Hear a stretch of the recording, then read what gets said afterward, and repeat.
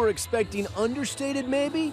Forget about it. This is the Donald, after all, making his grand appearance at the Republican National Convention. He once told me that when he was in front of all these crowds, he felt like a rock star without a guitar. The conventions highlighted a curious contradiction for Trump. Despite his lifelong cultivation of his celebrity status, his convention was notably bereft of Hollywood high wattage. Scott Baio is what passed for star power. He basically said, I don't need A-list stars, I'm the A-list star, and that's good enough. Ironically, while the Democratic Convention did have an endless parade of stars, it was a complete unknown who made the most impact, the Muslim father of a slain U.S. serviceman. You have sacrificed nothing. That criticism brought into play that key Trump trait. No slight is too small. No one is above or below attack, even a Gold Star father. Well, that sounds, who wrote that? Did Hillary's scriptwriters write it? He counterpunches twice as hard. Why does he do that? He has this Darwinian sense of himself that only the hungriest and fiercest animal survives. On the eve of the first presidential debate, Trump was bucking orthodoxy again. Compared to the days Clinton spent studying and practicing, he preferred to spend much of his time on the campaign trail, where he had often been bombastic. I'd like to punch him in the face, I'll tell you. Listen, he ran a completely unconventional campaign. He didn't follow any of the norms. He did it his way. The improvisational style, with its pluses and perils, on full display at the first presidential debate.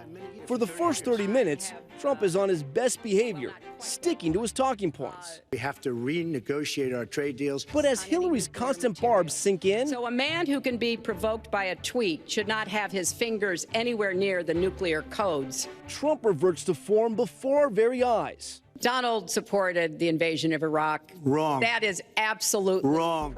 Then came the huge October surprise, the Access Hollywood footage of Trump with correspondent Billy Bush. Grab him by the I can do anything. Trump's seemingly cavalier attitude about forcing himself on women ignited a firestorm of outrage. Less than a week later, there are new accusations. A campaign under siege. A new allegation of sexual misconduct against Donald Trump. The man whose children laud him as a family man suddenly under the microscope for allegations of sexual misconduct. It wasn't the father-in-law that I knew, it wasn't the man that I knew. And once again, the winner take all. Trump hangs tough, even while fellow Republicans are calling for him to quit. So you just have to hunker down and focus and know that what you're doing is you're doing right by the people. A scandal that might derail any other campaign instead prompts Trump to charge forward. Every woman lied. Total fabrication. All of these liars will be sued after the election is over. I never, ever quit. I never give up. And in one way, that can be a little aggravating to people. In another way, I think it's a good trait. But despite Trump's my way or the highway reputation, there are signs during his campaign that he is willing to adapt and change. I was actually pleasantly surprised by how many times he did ask me for my opinion, how many times he asks his other senior staff for their opinion. Trump's advisors fight to keep him on message, reportedly preventing him from tweeting, and finally making sure he stays disciplined at his campaign rallies. Just listen to what sounds like an inner monologue. We've got to be nice and cool, nice and cool. No sidetracks, Donald. Nice and easy, nice. With days to go until the election, Trump is exuding confidence on the stump. And we are going to win the White House. Going to win it. And we will make America great again. But privately, his longtime friend says he had a more realistic view of the outcome. You know, he didn't say to me, no, this is not going to happen for me. He just said, look, I'm competing every place, and I'm hopeful for the best. The morning of the election, Trump is booed at his polling place, and the internet has a good laugh when he sneaks a peek at Melania's ballot.